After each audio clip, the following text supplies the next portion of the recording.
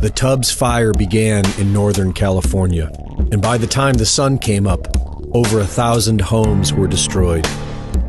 Videos and photographs show how this so-called forest fire seemed to spare the wild and somehow jump from house to house.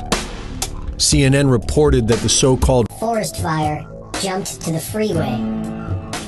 Hundreds of photographs show cars with melted trails of aluminum alloys from what must have been an unprecedented amount of power.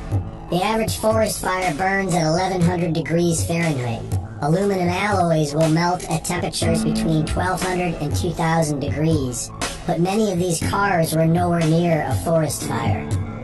Some cars were flipped over. The heat must have been intense. Not only was it able to melt aluminum alloy, but consistently, every home that caught fire was leveled to white, powdery ash in less than 12 hours.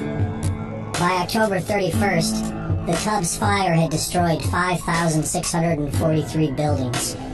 PG&E, Pacific Gas and Electric. PG&E was found responsible for 16 of the fires, over $10 billion in damages. All of this while producing $1 billion a year in profits for the Rothschild Investment Group. PG&E warned the public that the fires will not just continue, but will grow larger every season.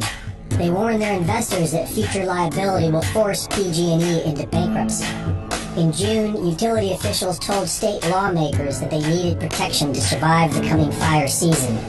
And on August 31st, California state legislature passed a utility bailout bill to protect PG&E, its shareholders, and Rothschild Investment. At sunrise on Thursday, November 8th, the Camp Fire wildfire began in California. It has all the same anomalies as the Tubbs Fire, and is already twice as devastating. Many people are asking the same question: is this an attack? In 2003, Secretary of Defense Donald Rumsfeld and General Richard Myers admit to the development of directed energy weapons and microwave technology. In 2017, Lockheed Martin shoots drones out of the sky with an invisible laser beam that burns them from the inside out. The technology exists, the evidence is there, but the motive? Perhaps it could be found in the United Nations Agenda 21, wherein certain areas of the country are proposed to be off-limits to human use. It just so happens that these strange California fires seem to all be within the proposed no human use areas. New regulations and insurance policies are preventing homeowners from rebuilding. And meanwhile, they claim it is the new normal, and are now claiming it is a phenomenon of global warming. One thing is for certain, the governor of California has already assured